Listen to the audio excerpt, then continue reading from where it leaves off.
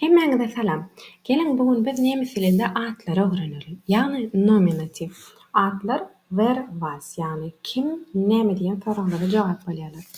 Nemis dilinde hemme atlaryň öňünde artikeller bar. Artikeller meselem der, die, das, yani der oglun, gelin aýdar oglun jinsyna degişli sözler, die gyz jinsyna degişli sözler, das oglunam däl, gyzam däl, yani ortak jinsyna degişli sözler we die köplük. Indi bizde oňaly düşünje ýok türkmen dilinde, ýöne nemis dilinde hemme sözler bölünýär, ýagny ogluna degişli sözler, gyza degişli sözler we ortalyk jinsyna degişli sözlere bölünýärler we köplügi.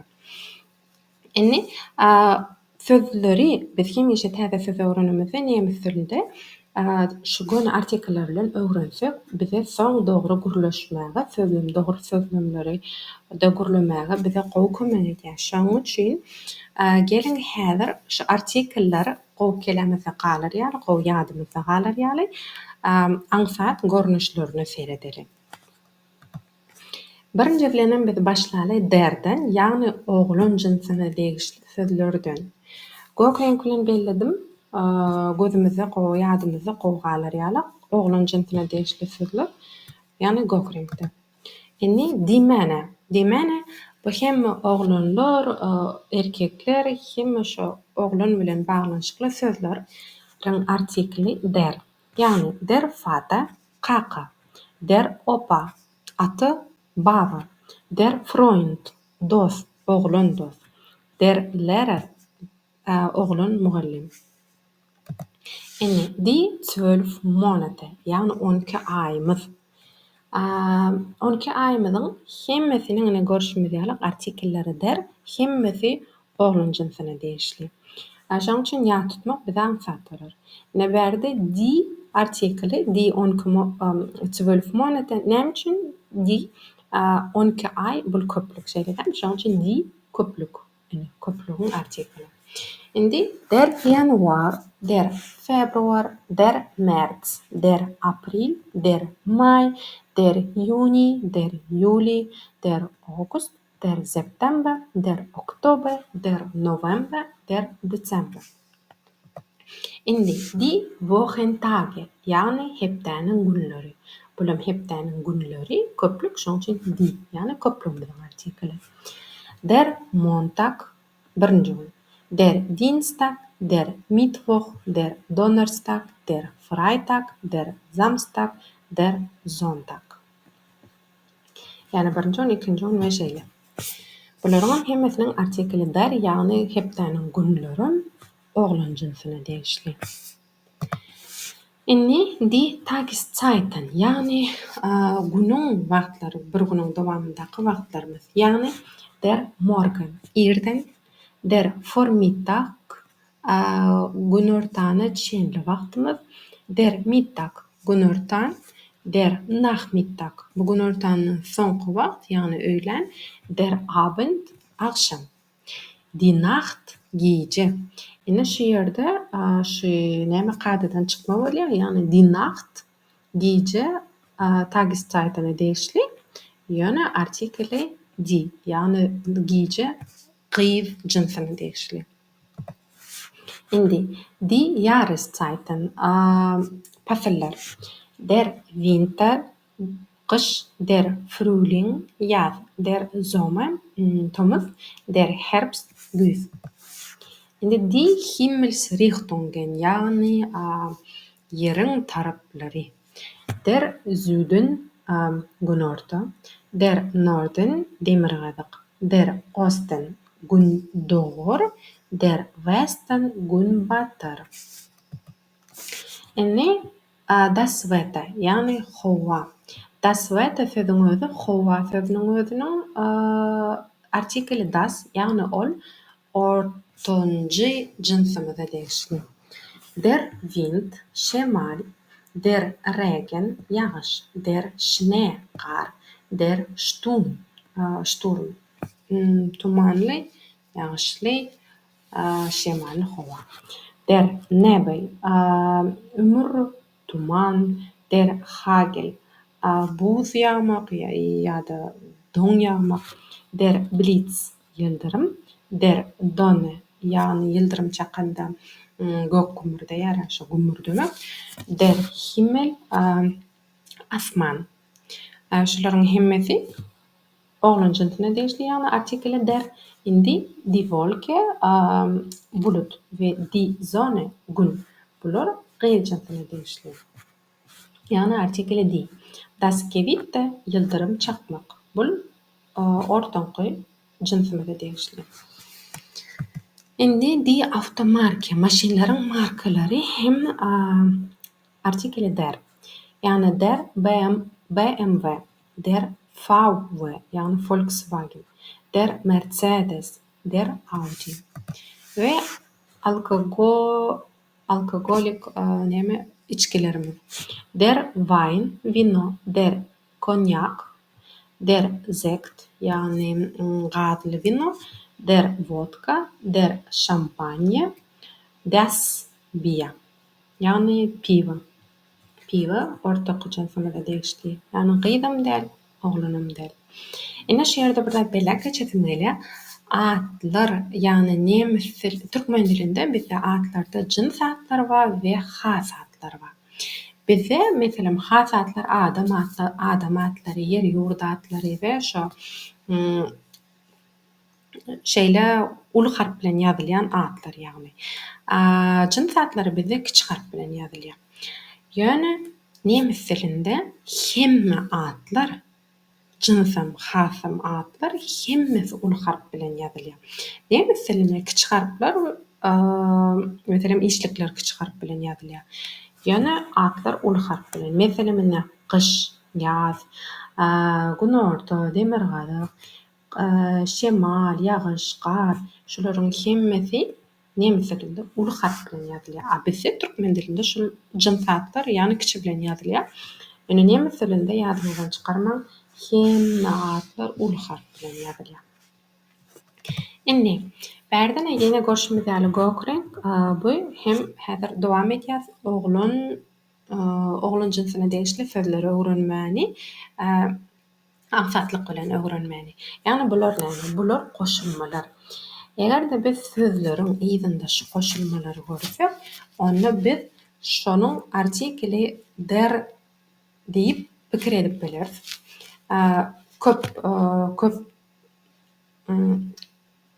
Köp sözlerde şu der gabat gelýär. Ýöne elbetde bilişimiz ýaly hem işi gadydan çykýan sözler bar. Indi meselem der lehrer mugallim oglan mugallim. Der Fehler ýalňyş. Der Fernseher telewizor. Ine görýän mühimmetiniň aýdynda şular oglana değişli. Oglan jinsine değişli sözler we artikelleri der. Ýöne muňam ýa-da erdi gutarya goşulmasy ýöne bu das Fenster ayna muň jinsy ortanjy ýani gydym kamdal oglum kamdal. Indi ling der Schmetterling kebelik der Frühling ýaz der Teppich hali der Käfig ýani kapasa kletka der König patşa der Honig bal der kapitalizm der Doktor der Direktor der Professor der Planet der Athlet der Präsident der Student der Patient der Journalist der Pianist der Polizist. Ine bu sözlerin hemmesi düşünükli. Yani taşary dillerinden alınan sözler, köp dille gabat gelýän sözler. Ine şol goşulmalary ýazlan, şol goşulmalar görseňiz şonuň artikeli der bolmagy mümkin. Inni gelen gyz jinsine başlaly, ýani gyz jinsine değişli sözler başlaly. Elbette die Frauen yani ayarlar gyzlara değişli sözler, kärler. Yani die Mutter, Ece, die Tochter, gyzym yani gyzym. Die Oma, ene, mama, دي Freundin yani gyz jogara. Die Lehrerin gyz mugallim. Ýadyňyza oglanlarda men der Freund sözüni we der Lehrer sözüni getiripdim. Nebärde Freundin egerde in goşulmasy bar bolsa şol gyza degişli, gyz jensine degişli sözler ýagny artikeli di. Endi die Zahlen, hemme sanlaryň artikeli di. Yani die 1, die 2, die 3, die 4, die 5, die 6, die 7, die 8, die 9, die 10. Yani 1, 2, 3, 4, 5 ve şeyler. Indi die Früchte yani miveler. Die Banane, die Kiwi, die Kirsche, ülce, die Orange, portakal, apelsin, die Traube, üzüm, die Mango, die Ananas, der Pfirsich, şeftali, der Apfel, alma. Yani renkine göre bular alma bilen şeftali bular oğlan cinsine degişli miveler. Indi die Blumen, güller. Die Sonnenblume, Gunnebacher, die Rose, Bärl, die Tulpe, die Orchidee, die Lilie, die Nelke, die Veilchen, der Lavendel, das Vergissmeinnicht. Ene renklerine göre haýta jansa degişlediğini ve artikeline göre ene şeyde görüp bilersiňiz, ýagny kadadan çykýanlary. Indi die Bäume, ýagny agaçlar. Die Eiche, Dub, die Birke, Beryoza, die Kiefer, die Tanne, arça ağacı. Die Linde, die Ahorn, die Buche. Indi gyz jinsine degişli sözleriň goşulmasy. Yani artikeli di bolan sözleriň goşulmasy. Nädip bilip bolýar? Ene şol goşulmalara seredip. Meselem die Ärztin, gyz doktor. Die Lehrerin, gyz mugallim. Yani ne? Oglan bolsa der Lehrer bolardy. Akyt die Lehrerin. Die Sängerin, yani gyz aýdymçy. Oglan bolsa der Sänger. Yani r harpçely bolardy, in bolmasy. Indi die Familie, die maşgala, die Melodie, saz, die Fantasie, fantazia,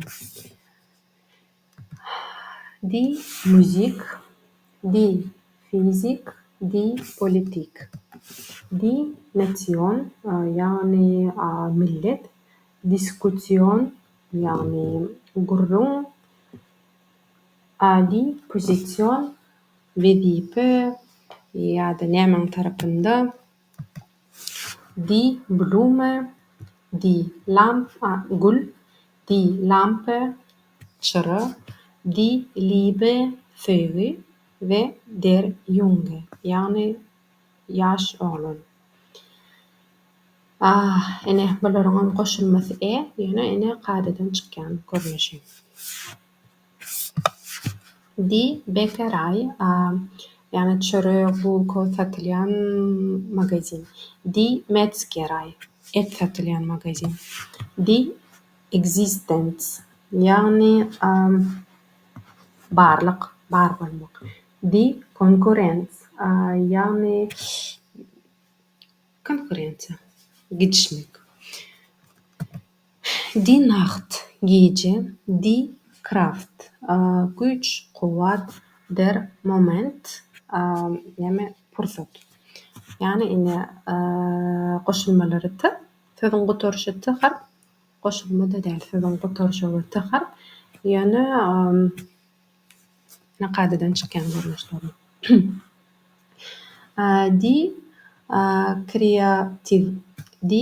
kreativitet, yani döredüçülük. Die Nationalität, yani milletin. Die Universität. Die Natur, يعني tabiat, die Kultur medeniyet, die Figur يعني شكل فيرد. das Abitur بيقرأ بيكتب شهادتنامة. Die Meinung فكر. die Zeitung gazet. die Entschuldigung يعني ötünç sormak, ötünç sormak.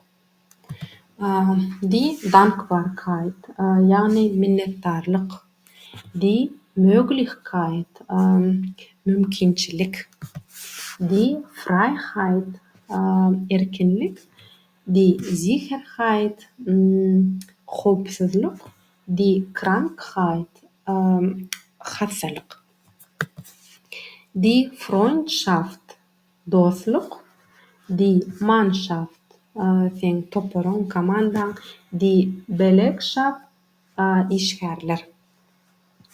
Näçe hemme goşulmasy we sözüň ýyzyşy harflara gutarýan sözlerimiz gyýyz jynsyny degişli ýagny artikellere diýip. Inni das. Inni das geliň das ýagny ortalyk jynsyny degişli sözlere göre olara renkler degişli. Die Farben. Indi das rot, gyzyl. Das blau, gök. Das grün, ýaşyl. Das weiß, ak. Das gelb, sary. Das schwarz, gara. Das grau, çal. Das braun, goňur, mele. Das lila, fioletowy. Indi die Kinder ýagny çagalar. Çaga degişli sözlerde de artikeli ýagny ortalyk jynsyny degişli. Das Kind ýagny çaga.